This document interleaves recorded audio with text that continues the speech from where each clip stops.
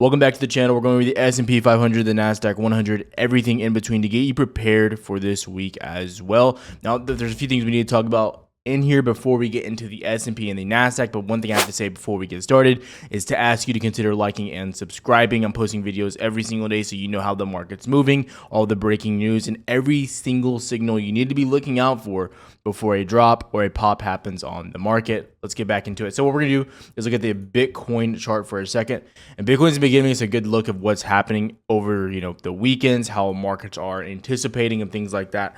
Basically, what I want to talk about is going into Friday, which was basically right here. This was the end of Friday's trading day, roughly 2-3 hours after market close, going into Friday. That's right where this period was. During this time, where was Bitcoin right above 20K. Since then, it's been breaking down. You have Saturday and now Sunday's action breaking down. Now, from there, what happened? You came down to 17.5 locally, bounced to 20K, rejected, pushing back down. Now, a lot of people are saying, Bitcoin kind of leads the market. I'm not one of those people. I think Bitcoin follows equities. That is the primary viewpoint of my trading, especially when it comes to anything crypto. However, this being down here is definitely a bearish indicator if we're going to get any type of signal over this little holiday weekend. That's one thing we can take from this. As long as it stays below 19.5, in my opinion, Bitcoin looks terrible, and I'm looking for Bitcoin ultimately to come down to 14.5. Looking back at the Nasdaq and SPY, we talked about these a lot going into the end of the week. We talked about what was happening, the overall momentum that you had going on here. And as we talked about the momentum, a key thing that we didn't really cover in the last video was quad witching, and that is something that did occur on Friday, the 17th. Now, you can go and look up these specific dates, but the easiest way to say these is basically futures operate on contracts for 4 separate quarters, if you will, right? So your first one is for March, then it goes into June, September, and then December, as you can see down here. And basically what happens is all of those contracts from March rolled over into the contracts going into September. So that date just changed on those. And what happens is a liquidity has to move from one to the other contract. That's in summarization what happens. Now, if you remember, if you were trading options or anything on Friday, there was a big issue with options when they opened up. There was a large overall shift in the spread of a lot of these options, and there was a lot of issues. That was a very big problem. Now, a lot of people suffer from this. They were saying manipulation, whatever it may have been. Anyways, this is what it was. It was just flipping over, and there was a large amount of shorting activity happening as well. Now, you can look at all this for yourself, look it all up if you want, verify if you want, but this is all there so you can see. Now, looking at the Nasdaq, looking at S&P, how do I see this moving going into this week? Now, again, in my opinion, with that rollover on the contract with quad witching, in my opinion, that would have been a great opportunity for Nasdaq and SPY to push up if they were going to. So let's say people that are saying, we're bullish, we're this, we're that. If you were really bullish, in my opinion, when those contracts were rolling over, you would have seen a better push on the Nasdaq to the upside.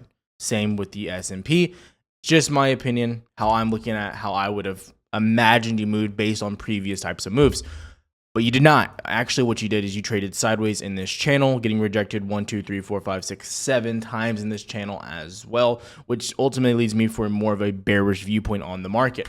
Also, looking at this as well, we're going over to cheddar flow, just looking at what's happening on the market and the overall economy. Beginning of the day, you saw more calls flowing in. To end the day, you did end up pretty neutral. You can look at the SPY, it's a 1-to-1 ratio. The Qs, it's a 1-to-1 ratio. Looking at this number right here in the top middle, put to call ratio. For every put, that means there's the equal amount of calls. So right now it's a 1.0 ratio. It's basically 1-to-1. As you can see right here, you can actually see it's a little bit more in favor to the puts, but you can actually get a view count right there as well. And then going over to VIX, this was the biggest thing in my opinion, was looking at VIX, it's heavily in favor to the call side. Again, if we go through VIX and look at what VIX is doing, where is it trending, where is it sitting at, this is going to give you a lot of your answers as well. A lot of people are viewing the VIX as a stock, and I think that's a very big mistake when you're using VIX. I wouldn't use VIX as necessarily a stock or anything like that. It's an indicator for me. So when it's down here at 24, 22, this range down here, you're pretty bullish. You have upside potential. It's good. Now, VIX is trending above 30. It's actually 31. So I wanted to just hold 30 to continue to be bearish, but held 31.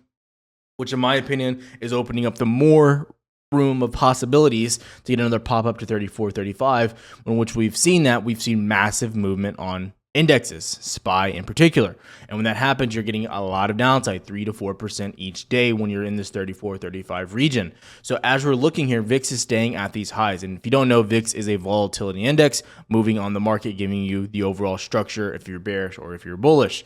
And again, what I want to do really quick is show you the 10-year yields, because people are saying, you're dropping this to that. Guys, you were all saying you were dropping back here. We talked about this channel, how you were flagging, you popped up and boom, you went crazy. And now you're actually mounting those 2018 highs that you had on the 10-year yield. So in my opinion, this is not weak on the yields. And if you know anything about yields, as you are raising rates, as the Fed is raising the rates, which they're doing right now, and they're doing pretty fast and they're doing it pretty aggressive at this point, yields will continue to go up, because yields go up while rates go up. That's just how the economy works. And then as you look at something like JNK and TLT, look at these bonds.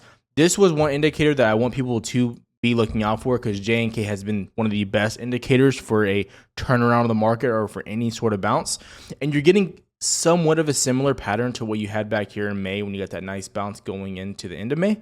But as of right now, you are kind of this looks more bearish. This looks more like a bearish pennant, and this looks like an ascending, like you're trying to push back up right here. This is more flatlined here. This has definitely a lot more rejection. As you can see, the rejection, and you're continuing to get rejected. This looks more bearish in my opinion, as you're sitting below the weekly as well. Here was definitely more neutral, pushing to the upside with minimal downside on each rejection as well. You can see the differences right there. Now, when we go to TLT, more of the safer bonds and what's happening there. Again, over 2 months ago, I told everyone we were sitting at 129. I said TLT is probably coming down to 110.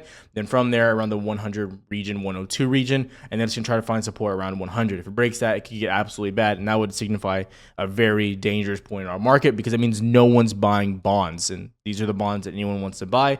The TLTs are the most important ones if you're going to buy anything. And then once again, as we go back over to this yield inversion, the US 10-year over the US 30-year, this is going to give you an inversion viewpoint of what's happening. And this is really one thing you need to be watching with: is the market cooling off? Are we in a recession, or are we leading into a recession? You're still trending at these highs, right? You're still trending above 90%, and you're trending at 98.4%. You held above one whole full inversion for almost 2 days, and then you came back down. The last time this happened, guys, once again, you can go view this. Don't believe me. Just go believe and go look at what's happened. This happened literally for 1 day during the housing bubble, and then it happened for multiple days during the dot-com bubble. So if we continue to hold and get back above the 1.0 ratio, in my opinion, the bubble is just going to be bigger and bigger and bigger. So looking at the SPY, I did do a live, and I plan on doing more lives, particularly more early in the morning. I'm looking at 2 key ranges. We have one range right here, which we're coming down to 355, 356 on the S&P. That's my next big range you have right here. And then ultimately the support we're looking for a touch of is around 340. And this is going to be very close to your 200 SMA on the weekly. So that's going to be a big viewpoint as well. So keep your eye on that. So 340 is going to be very big. 355, I see that probably coming very quickly as well. And those are areas that I'm looking specifically on the S&P and on the Nasdaq.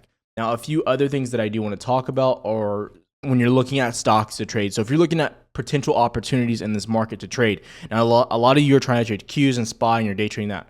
Go for it. Awesome. But a lot of people are asking me more about swings and other trades that I'm looking at. And I've been trying to give you some of these plays that I'm looking at the end of the trading day as well. And one thing I do want to point out before we even go into those, if you come to more of an hourly or 4-hour chart, you can really see how much worse the SPY really does look. You can see how you're flagging and getting rejected at that 9 MA, just like you pushed up here and got rejected right there at 382. This looks really weak comparison to even what happened right here at 382. So coming back to this, some of the stocks that I'm liking, I'm just going to give you a few of the bullet points and things I'm looking at. 1, DE. Again, we've talked about this one quite a bit. Ultimately, what you're looking for is a break of this 308 region. Once you break, that's where I would signal some of my entries. Me and Jay Reem have been talking about this quite a bit. We're targeting locally 272 all the way down to 275. That's number one, something we're looking for. Again, you need to see a break of these lows first. Number 2, already in this one for myself personally, I believe he is as well. Me and Jay have really heavily been shifting into some of these swings based on how you've been moving since previous rate hikes and how the market's being affected right now.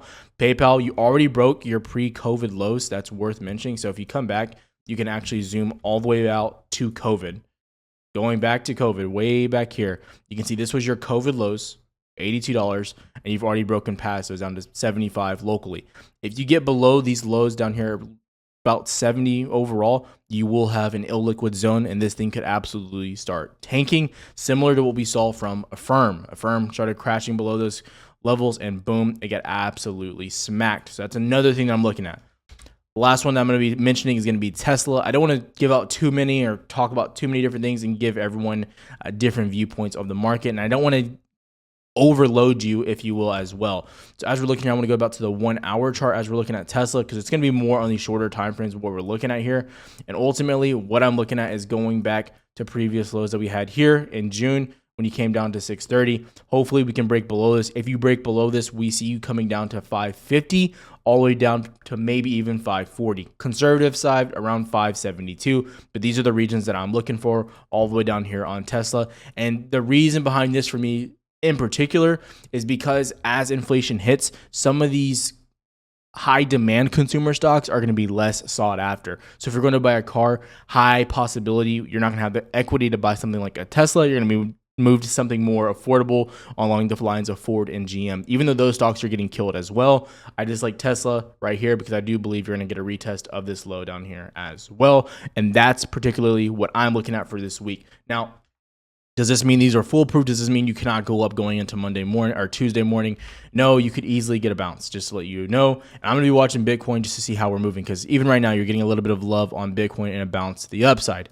But as always, you're still testing those previous lows, and that's something we've been looking at on S&P and the Nasdaq overall. You continue to test these previous lows, and you get rejected time and time again.